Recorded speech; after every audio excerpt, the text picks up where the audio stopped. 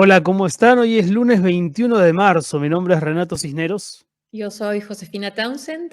y esto es Sálvese quien Sálvese quien pueda. pueda.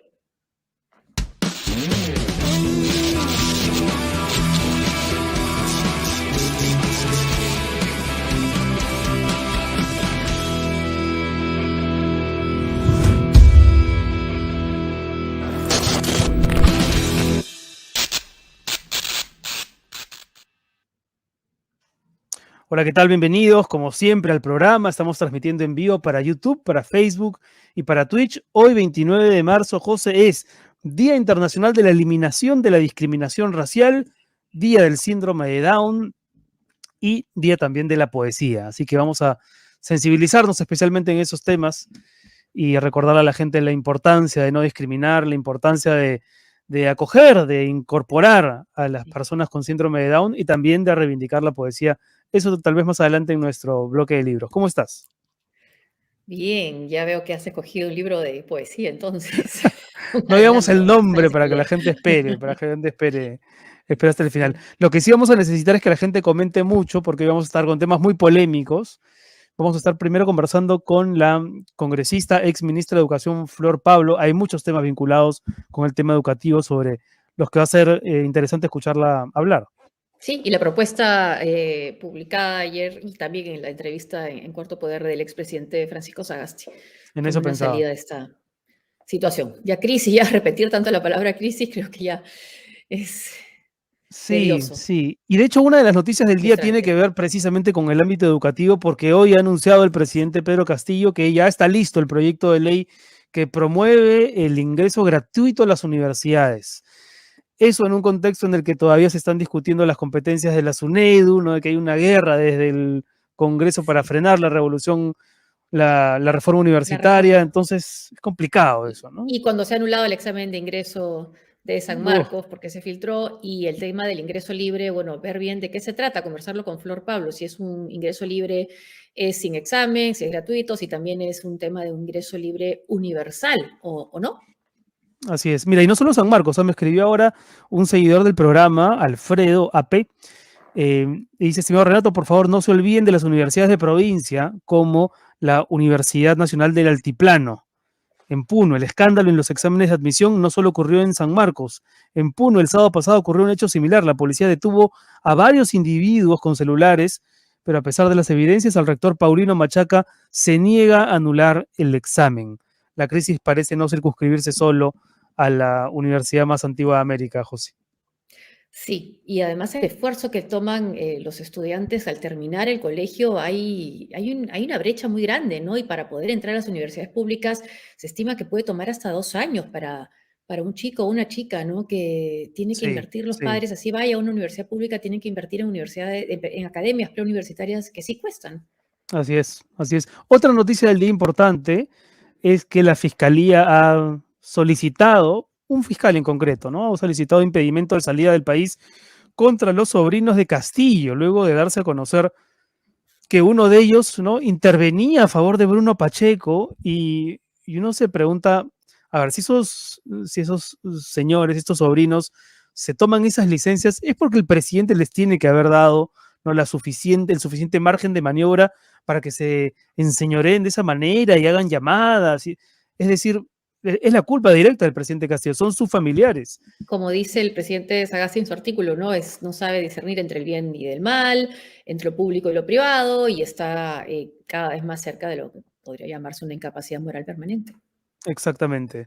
¿Viste algo de las marchas del fin de semana? Hubo dos, ¿no? Una contra el indulto a Fujimori otorgado la Sí, semana pasada y otro a favor de la vacancia con reiteración de imágenes, ¿no? Nuevamente Erasmo Wong en su en su scooter, que no se llama scooter, creo que se llama Segway o algo así, Segway, de nuevo, sí. ¿no? Kenny La Torre, hola Kenny, ¿qué tal? ¿Cómo estás? ¿Qué tal, Kenny? ¿Cómo estás? No se Hola, olviden de dejar Claudia. la chapita, el like. Por favor, dejen las chapitas, chapitas gringas, ¿ah? Como diría Luciana. Ahora sí Luciana tenemos, León, ex si tenemos congresista. alguna de las fotos que había seleccionado nuestra producción, ya sea de la A ver. marcha. A ver, pongan cualquiera de las cosas que hayan seleccionado, nosotros comentamos. O la Ahí está. declaración de ahí ¿Quién está, de es? nuevamente Ahí está. Erasmo Wong con su con su carrito, ¿no? Sí, es raro marchar así, como, no sé, no entiendo, puede ser que tenga un tema de no poder caminar, un problema de una cierta discapacidad, pero así. Sí, yo creo que ya ha escuchado las críticas y está un poco en plan provocador también, ¿no? Claro, Me desafiante, parece. ¿no? Y sí, y Sí, también, bueno, desafío también es por es que me suban al estrado personas que no muestran tolerancia con otras ideas, ¿no? Como es el caso de este grupo llamado, mal llamado la Resistencia, ¿no? Porque la Resistencia evoca a la resistencia francesa frente a la ocupación nazi, ¿no? Y esa es una resistencia que insulta, que es intolerante sí. De y hecho, que ha estado en esta marcha. en los noventas hubo un grupo que se autodenominaba la Resistencia, pero que hacían resistencia simbólica, ¿no? Es decir, sin insultar, se paraban, por ejemplo, iban a dejar bolsas negras supuestamente de basura, pero rellenas con papel periódico a las casas de los voceros de la dictadura en ese momento. Ese Claro, trabajo, eso está documentado en un trabajo de Víctor Beach, que yo lo recomiendo mucho. este no Eh, es el caso con esta no, este no es llamada, el caso. mal No, llamada para nada. resistencia. Otra vez con el Seaway. sí, sí, güey, cree que se ve moderno. Bueno, esta semana además va a ser importante porque el jueves juega Perú en medio de todo lo que está sucediendo, de la discusión por la vacancia, de los pleitos, aunque también los acuerdos entre el Congreso y el gobierno. Y en fin, esta sensación de que estamos paralizados, ¿no? Así que el partido con Uruguay puede inspirar un poco a Sí, algunos sí. peruanos. Y que el gobierno en el lenguaje es muy duro, pero en la práctica no sé si lo es tanto con respecto a la sentencia del Tribunal Constitucional. Sí, ambos, ¿no? También el Congreso, ¿no? Sus Sí. declaraciones parecen muy tajantes, pero al momento de los Ah, votos se no, a ve la que hora de están. votar dan la Sí. confianza a un gabinete, incluyendo al ministro de Salud. Sí. Y el Y bueno, y 18 una que me parece. juramentación sorpresa también, la del ministro de Justicia. También, sí, por cierto. Y el otro tema, además del nuevo ministro de Justicia, que nadie esperaba que saliese el anterior, al que sí esperábamos que diese un paso al costado, aunque no queda claro si lo votaron o se fue, es Hugo Chávez, ¿no? El gerente de Bueno, ahí al Petroperú. parecer se impuso el ministro de Economía, que parecía más bien que iba a ser el que iba a salir. Sí, así es. Y lo curioso con Hugo Chávez es que está pasando en Petroperú lo mismo que en el Ministerio de Transportes. Recordarás que cuando sale el ministro Silva ponen a Nicolás Bustamante, que era más o menos como su brazo derecho. Y en Petroperú Sí. ha pasado exactamente lo mismo. Jesús Fernando de la Torre, el que reemplaza a Hugo Chávez, era el gerente corporativo de finanzas y es alguien muy cercano a Chávez. Entonces, es un cambio para la tribuna, ¿no? Para mantener un ratito callados a los que pedían el cambio, pero en el fondo es exactamente lo mismo. La Ha crisis no ha sido desaparecido. muy dañino, ¿no? Sí. La presencia de Hugo Chávez peruano, como le dicen, ¿no? Sí. Bueno, y el pasado 18, se estrenó en Netflix, se estrenó a nivel Latinoamérica, creo. No, a nivel mundial, ¿no? Porque yo he podido ver la película Has podido ver aquí ahí. en Netflix en España. Hasta que nos volvamos a encontrar. Película de Tondero original de Netflix, con Stephanie Cayo en el protagónico y que ha desatado una serie de controversias, polémicas que tienen y no tienen que ver con la película, y de eso vamos a hablar hoy con Eduardo Adriancén, Así es. que ha tenido unos comentarios que también han suscitado a su vez en Twitter, por lo menos, muchísimas opiniones. Vamos a conversar con él. Yo he empezado a verla, casi la estoy terminando, sí. Ah, y te puedo preguntar qué tal o prefieres más adelante. Estoy viendo, bueno, Wendy me parece que siempre es una participación especial, ¿no? Y bueno, los paisajes son, bueno, es el Cusco, ¿no? Paracas también y Puno, sí. Y bueno, el Sí, tema sí es debatible, pues si es una historia de amor, si debió ser ella la protagonista o no. Vamos a conversarlo con Alberto, Con Eduardo más con adelante. Eduardo. Bueno, a ver, a esta hora son las 5:17 y si Estaba no hay pensando más en Alberto Servat, porque sí, otro día conversamos con Alberto. Ahora conversamos con Eduardo. si no hay más saluditos, podemos ir ya con nuestra primera invitada, Flor Pablo, si es que se encuentra ya enlazada. Me parece que sí está. ¿Qué tal? Sí, ¿Cómo está, hola, congresista? ¿cómo están? Hola. Bienvenida una vez más al programa. Hola, ¿cómo están? Buenas tardes. ¿Nos escucha bien? Sí, ¿verdad? Sí, sí, Renato, sí. Eh, bueno, a ver, la primera pregunta que se me ocurre alcanzarle tiene que ver con Francisco Sagasti. miembro del Partido Morado también, hasta donde tengo entendido, o una persona cercana al Partido Morado, expresidente, que ha hecho una propuesta interesante porque para muchos es como la primera propuesta ajena al ámbito de parlamentario y del propio gobierno que podría empoderar a la ciudadanía en el afán de ver qué salida le damos al entrampamiento en que nos encontramos. Lo que ha planteado Sagasti es que se impulse una reforma constitucional desde la ciudadanía con 75.000 firmas para recortar el mandato del presidente y de los congresistas. ¿Qué opina usted? Yo sospecho que está a favor, pero ¿qué tan viable es con un Congreso que no parece ser muy amigo de la idea de recortar su mandato? Es que Renato, Josefina, buenas tardes. Justamente creo que en un contexto tan polarizado, pero a la vez con una tensa calma y con aparentes acuerdos, porque en realidad es lo que se puede ver entre las diferentes situaciones que se van sucediendo, ¿no? Una, por ejemplo, ha sido el tema del voto de confianza, ¿no? Que hemos visto que se le ha dado la confianza al gabinete. Luego seguía la interpelación, recuerden, del ministro de Condori. Salud, del Sí. ministro Condori, que obviamente pues es un ministro que no cumple con las condiciones para estar en el cargo, pero nuevamente, ¿no? Aparece una mayoría en el Congreso que plantea darle un mes, ¿no? Para ver su desempeño. Como si no importara lo que hizo antes, que es precisamente por lo cual es cuestionado también, ¿no? Claro, entonces lo que vemos es efectivamente un ambiente sumamente complejo, ¿no? Y a la vez, por otro lado, el pedido de vacancia, entonces que se vaya el presidente, pero el Congreso no, ¿no? Entonces creo que eso termina siendo una salida que le devuelve el poder a la ciudadanía, ¿no? Creo que el gobierno y el Congreso está para servir a los ciudadanos y en este momento, lamentablemente, no estamos cumpliendo con esa función, ¿no? El gobierno es un gobierno que ya nos ha demostrado, como bien lo señala también el expresidente Sagasti, una incapacidad para nombrar de manera correcta a los funcionarios en los más altos cargos, como el hecho de ser ministros, o el propio Congreso, ¿no? Con estas alianzas y esta ofensiva durísima, por ejemplo, a la reforma educativa y a otras reformas, ¿no? Entonces, estamos en un escenario, la verdad, que lo que si seguimos en esta situación es de mucho daño a las políticas públicas y al desarrollo de un gobierno para la gente. Y creo que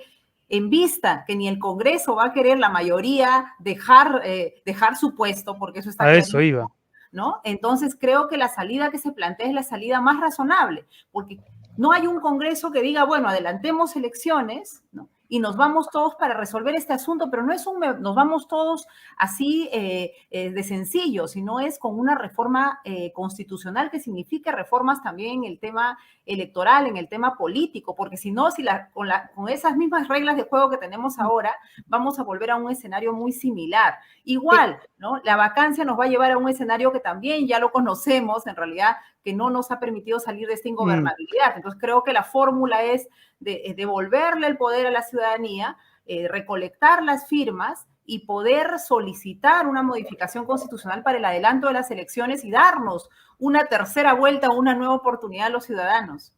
Ahora, devolverle el poder o la iniciativa a la ciudadanía, pero esto pasa también por los votos, nuevamente, por los votos en el Congreso. Así es, o sea, esta iniciativa tiene que ser vista por el Congreso y ahí creo que tiene que haber una acción ciudadana, una acción cívica, y creo que en este momento también juegan un rol muy importante los medios de comunicación, los medios responsables, que puedan hacer eco de esta voz ciudadana, ¿no? Y creo que las marchas, las protestas, la insatisfacción de la gente se tiene que traducir en una acción concreta y ese es el planteamiento del expresidente, encontrar una salida. Claro, o sea, no solamente, claro, porque de nada va a servir un planillón con 75.000 firmas si no viene acompañada la presentación de ese documento con presión en la calle, ¿no? Porque de lo contrario, los votos no van a cambiar. No, pues. Yo creo que el hecho de poner una alternativa ya da una posibilidad, ¿no? Y creo que el Congreso debiera de asumir que la ciudadanía va a tener una posibilidad de hacer el recojo de firmas, poder presentarlo, y de hecho hay una presión que se tiene que hacer, pero el Congreso debiéramos los parlamentarios plantearnos seriamente, y eso es algo que hemos venido sosteniendo nosotros, los tres congresistas del Partido Morado, una reforma política que se siente sobre las bases de lo que ya se avanzó. Y no por más ejemplo, bien, sí habría un cambio en permitir la reelección inmediata. O sea, eso sería, digamos, una especie de modo de Compensación, hacer que ¿no? los congresistas actuales puedan cambiar de opinión y sí querer un adelanto por su propio interés de poder reelegirse.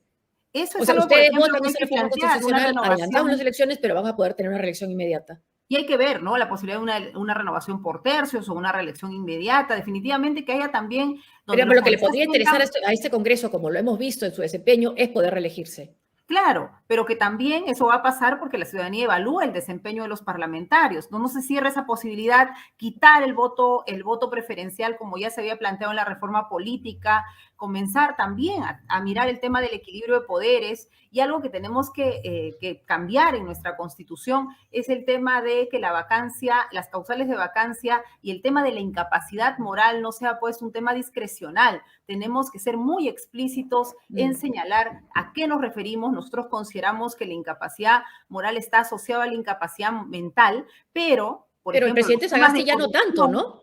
los Ya temas de piensa que corrupción no están planteados no hay un juicio político por corrupción en nuestra Constitución. Por ejemplo, ese es De un tema hecho, que hay que plantear. el expresidente Sagasti y el propio Ed Málaga, ¿no? Ahí me parece que sí ha habido una controversia dentro de la propia agrupación morada.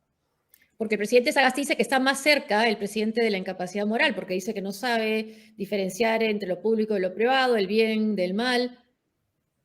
Sí, creo que el punto en el que estamos de acuerdo es que hay una incapacidad para designar funcionarios. Lo que no podemos decir efectivamente es acusarlo de corrupción porque no hay, las investigaciones tienen que avanzar, no hay hechos contundentes al respecto, pero sí hay lo que señala también el artículo del presidente, ¿no? Una permisividad respecto a distinguir lo correcto de lo incorrecto, ¿no? Por Eso no ejemplo, es incapacidad moral, el congresista ya no saber claro, distinguir lo pero correcto de lo incorrecto, el bien del mal. aquí, exactamente, ahí es que viene, Josefina, que es a la interpretación y no debiéramos de tener esta discrecionalidad, porque si no, efectivamente, Pero ahora le existe, cada ahora se quien, podría aplicar, al parecer, si es que cada se quien interpreta lo así. puede, tenemos ese recurso en la Constitución y cada quien puede interpretar y esa subjetividad es la que hay que evitar, pero nosotros también no nos hemos cerrado la posibilidad, la verdad estamos buscando estas salidas para ser respetuosos de la Constitución y no interpretarla de acuerdo a nuestra conveniencia, porque creo que eso es lo que hay que evitar, la norma no tiene esa claridad, pero en tanto creo que la salida, porque igual, ¿no? Imagínense ahora que tuviesen los votos para la vacancia, en realidad saldría el Ejecutivo, pero no sale el Congreso. Y creo que el problema aquí no es de uno, es de dos. Y ¿no? por ejemplo, el anuncio del ingreso gratuito a las universidades en medio de todo un problema respecto de si vamos a continuar o no con la reforma universitaria y de otros problemas satélites, digamos, al complejo tema universitario y de la educación superior en general. Eh, ¿qué opinión le merece a usted? ¿Usted está de acuerdo con esta iniciativa del gobierno o es parte de una de sus incapacidades? ¿O Mira, es una El medida programa de gobierno populista? estaba en el ideario, ¿no? Mira, es una promesa de campaña y de hecho, ¿quién podría decir que no queremos más educación superior? El tema es nuevamente, en la intención, uno puede decir muchas cosas, pero lo cierto es que nuestra educación universitaria, con todo lo que hemos avanzado con el licenciamiento, ojo, nuestra reforma ha sido de mínimos, de condiciones básicas que todavía están en riesgo Claro. si la SUNEDU se mantiene o no, es de las inversiones en educación superior más bajas entre los países vecinos. Entonces, si no se incrementa presupuesto, si no se hace realmente una inversión y un cambio en la lógica de gestión en las universidades, eso termina siendo una promesa que va a caer en un saco roto, porque en realidad efectivamente necesitamos que más jóvenes vayan, ojo, no solo a la universidad, sino también a la educación técnica. Entonces, en lugar de estar planteando una ley que va a sonar bien, por supuesto, ¿no? ¿Quién no quiere especialmente La la educación gente gratuita suena que ha bien. quedado más relegada? Pero el tema no es sacar una ley diciendo todos pueden entrar. Además, para comenzar, la capacidad instalada de las universidades públicas en este momento no aguanta para que ello ocurra. Entonces, no es Pero sería ingreso universal o ingreso libre. ¿Hay algún tipo de filtro en todo caso? ¿O eso todavía es no lo se que hay conoce que, lo que hay que ver cómo se plantea, ¿no? Yo creo que, o yo espero en todo caso que se plantee una ley que tenga una perspectiva progresiva, que sí tenga una lógica de equidad y que plantee mecanismos de progresividad, que plantee mecanismos de fortalecimiento de la educación pública universitaria, que plantee también cómo vamos a manejar el tema de la inversión. Hay, por ejemplo, un plan, hay una política de educación superior aprobada, mira, el año 2020, ya existe la política y debiera este gobierno, lo que hace la política es ordenar todo el proceso de reforma, luego de dada la ley universitaria, y no solamente mira el tema universitario, sino también mira el tema de la educación técnica. Este gobierno tiene una herramienta de política pública que podría implementarla. Por ejemplo, uno de los propósitos es que al año 2036 podamos duplicar efectivamente la cantidad de estudiantes que tenemos en la educación superior. Están las herramientas, lamentablemente no se están usando y se está planteando una ley que suena bien, pero que las condiciones para que ello ocurra, ¿no?, son lejanas. Entonces, no se trata de no hacer nada, ¿no? Lo que se trata es de comenzar a acumular sobre lo que se ha construido, y bueno, esperemos a ver qué nos plantean en la ley, ¿no? Y de repente están planteando todos estos elementos que estoy señalando, y también hay que cuidar que no solo es el ingreso, ¿no?, sino la permanencia, porque pueden ingresar y cómo hacen para sostenerse, ¿no? Entonces creo que ahí requiere de verdad de un trabajo en filigrana. Vamos a ver, bueno, hoy día se ha lanzado, yo averigüé con el ministerio, sé que están trabajando todavía la ley, no hay una ley presentada, averigüé también en el Congreso, no ha ingresado nada, así es que más allá del anuncio, pero igual está no hay todavía nada, ¿no? Es populismo, no están diciendo nuestros... lo cual podamos opinar.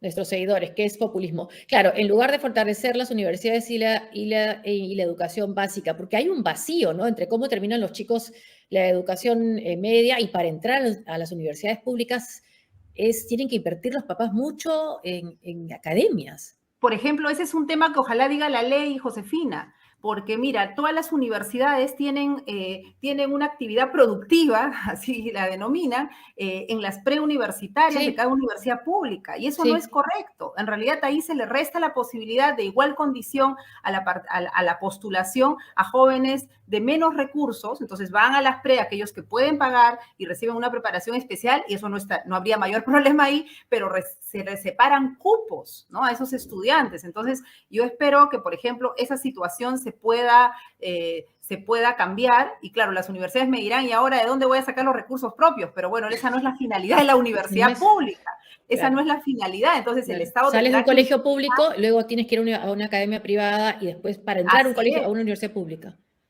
Ese es, por ejemplo, un tema de una falla en el sistema que hay que corregir, y ojalá la ley vaya en ese sentido. Entonces, bueno, hay que cuidar, no caer en un populismo y no caer en generar falsas expectativas. Ojalá la ley sea bien hecha, técnica. Hay referencias en países vecinos de cómo se maneja el tema del ingreso. Por ejemplo, están los chicos que ya en la educación secundaria a nivel nacional tienen una participación destacada. Ellos debieran de tener una primera prioridad. Los otros estudiantes igual debieran ingresar, pero tenemos que tener otra universidad pública, porque si todos ingresan y como está nuestra educación, van a necesitar ciclos básicos intensivos, porque la finalidad no es que entren solamente, es que entren, se queden y sean profesionales. Entonces, claro, que se puedan mantener.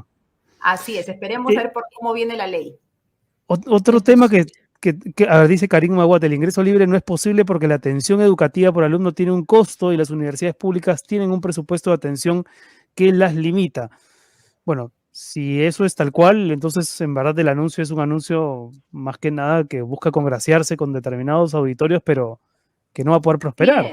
Mira, hay un planteamiento de incremento de educación pública universitaria a través de filiales de las propias universidades. Esa es una ruta que debiera de avanzarse, y no se avanza como se quisiera por falta de recursos. Entonces ahora estamos hablando de una universalización con el mismo presupuesto. Por eso preocupa mucho que con el mismo presupuesto con el que tenemos a los estudiantes querramos incrementar, y el riesgo siempre va a ser de sacrificar la calidad. Y creo que eso es algo que tenemos que tener muy presentes, y bueno, esperemos a ver la ley para analizarla y poder tener una posición más clara. Y pareciera ser un anuncio oportunista, ¿no?, justo cuando se anula el examen de ingreso a San Marcos. Sí, ahí estamos acompañando también a los estudiantes, a las familias. Yo en un rato tengo una reunión justamente, después de estar con ustedes, una reunión con los estudiantes, con las familias. Sé que está reunido también el Consejo Universitario en San Marcos. Ahí están viendo cuál va a ser el curso de las acciones. La verdad, un tema muy complejo. ¿Cuál sería la salida más justa para aquellos alumnos que sí que se quemaron las pestañas estudiando, porque no es un examen fácil, y que han aprobado sin tener que ver con ninguna de las Con el cosas examen oscuras o filtrado. turbias que han sucedido en paralelo? ¿Ellos también van a tener que dar el examen otra vez?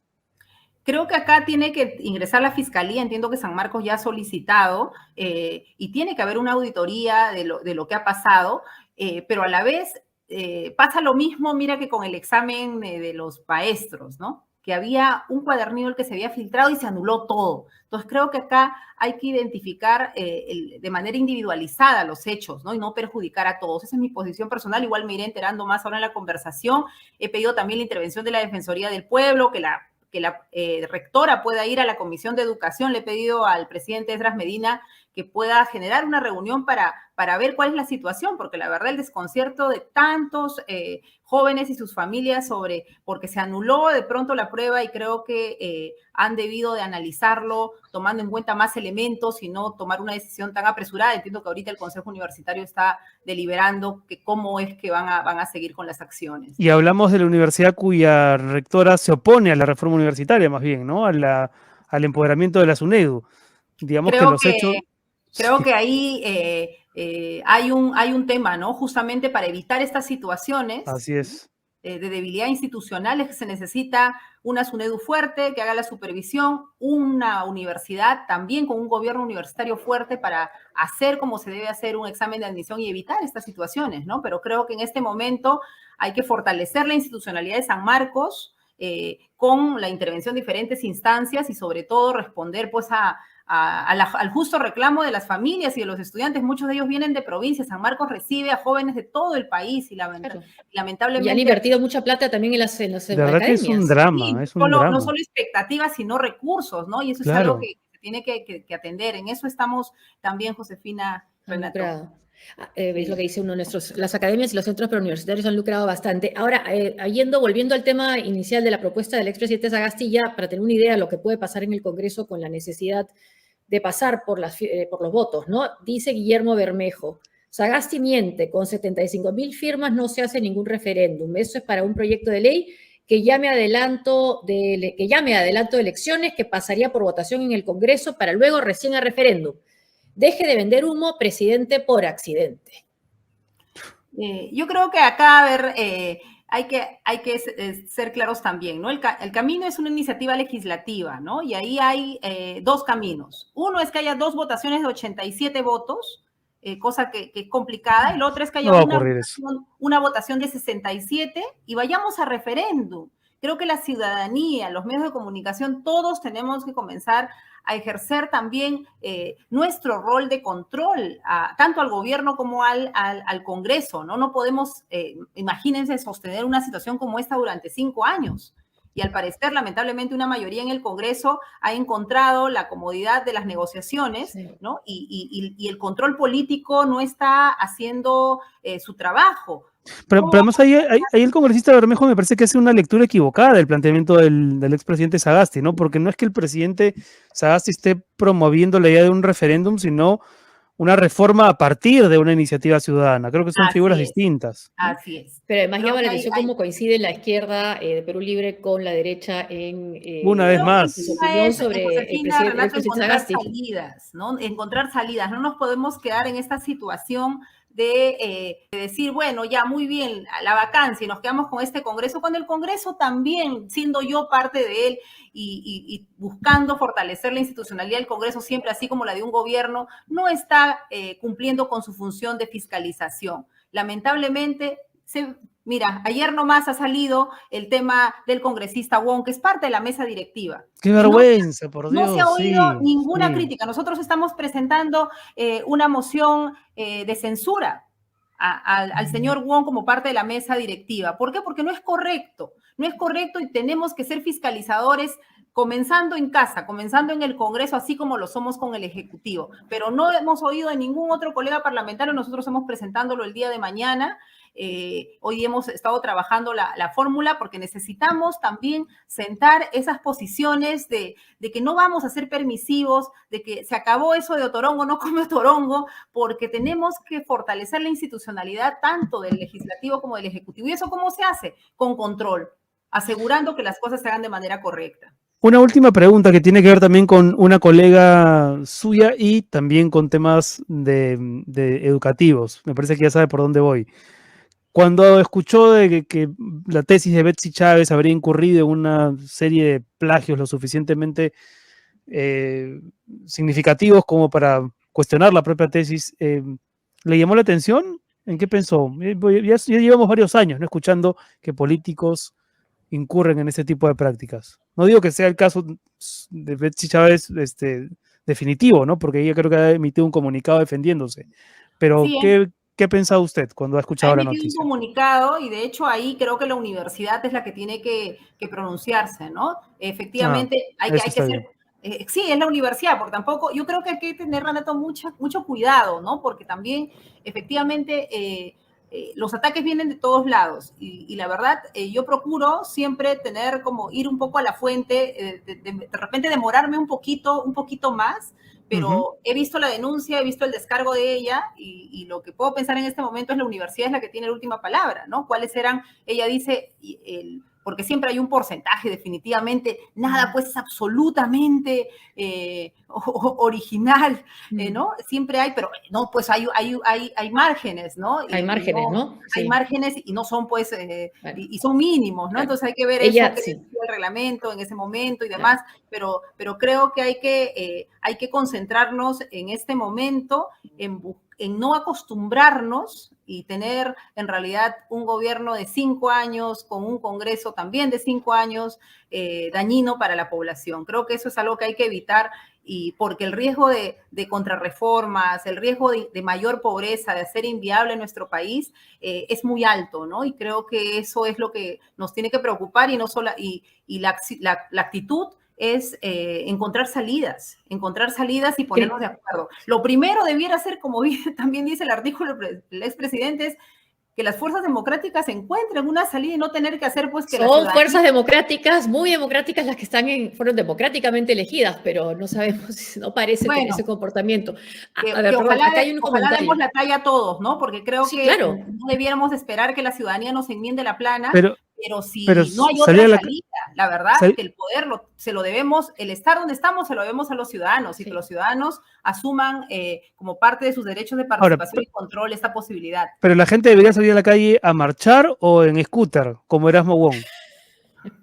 Creo que también, ojo, la calle tiene que pasar a una acción política, ¿no? Y creo que esta es una forma de pasar a una acción política. Es importante hacer oír nuestras voces, pero también hay que encontrar mecanismos institucionales para tener una actuación política, porque si no, no vamos a poder avanzar.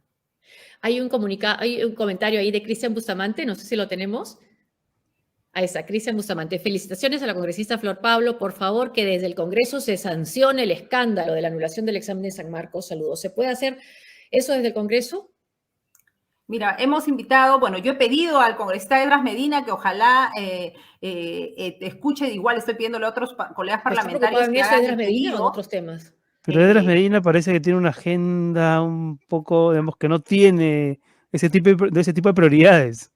Bueno, ahí hay que insistir en, porque es lo que toca, ¿no? Le toca a la Comisión de Educación, Juventud y Deporte invitar a la rectora y como digo, también he pedido la intervención de la Defensoría del Pueblo. Hay que encontrar una salida donde se investigue, se sancione a los responsables, pero no se perjudique a todos. Creo que ahora, bueno, esperemos que decide también el Consejo Universitario y la acción de la Fiscalía es sumamente importante en esta etapa.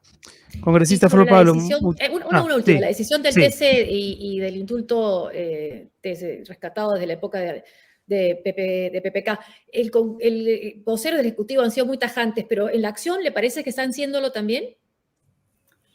Mira, creo que aquí se tiene que, bueno, hemos oído voces críticas, pero creo que faltan las acciones, ¿no? Creo que tienen todo el camino y la ruta para ser más contundentes en las acciones, y es lo que vamos a estar detrás de ello también, ¿no? Porque creo que este indulto va en contra de todas las acciones que organismos internacionales han señalado al respecto. No cumple con la motivación suficiente de un indulto humanitario, ¿no? Tenemos, mira, cuántos años que el señor Fujimori nos dice que está pues en una etapa terminal, y en realidad no es lo que vemos. Creo que nadie merece efectivamente morir en la cárcel, porque acá hay un hecho de humanidad, pero también hay que cumplir con los señalamientos legales. Y lo otro, hay que recordar por qué está en esta situación, ¿no? Creo que hay crímenes como el de la Cantuta, el de Barrios Altos, familias que aún siguen buscando a sus familiares desaparecidos, y estos hechos han sido condenados, ¿no? Y creo que toda condena tiene que cumplirse, ¿no? Y si hay un indulto, tendría que haberse dado como correspondía, pero no ocurrió así, y eso ya y tal vez venido acompañado de un pedido de perdón, ¿no? Después de tanto tiempo, no, tal vez podría ser un indulto más aceptado por parte de esos sectores, ¿no? Está el tema de las reparaciones y cumplir con las víctimas. Creo que ninguno de nosotros, imagínense cómo estaríamos moralmente ante la situación de tener un familiar como viven los deudos de la Cantuta y Barrios Altos, ¿no? Creo que la situación de nuestro país parte de esa reconciliación que se ha planteado tanto con las recomendaciones de la Comisión de la Verdad, es que las sanciones, ¿no?, las penas se cumplan. Y si van a haber indultos, sean cumpliendo rigurosamente lo que plantea nuestro marco constitucional. Y también yo creo que de parte del señor Fujimori debiera de venir, ¿no?, ese pedido de perdón a las víctimas y de las reparaciones que están pendientes. Congresista, muchísimas gracias por estar con nosotros nuevamente aquí en el programa. Flor Pablo, congresista de la República, ha estado hoy. Muchas gracias a usted. Son las 5:44 minutos. Antes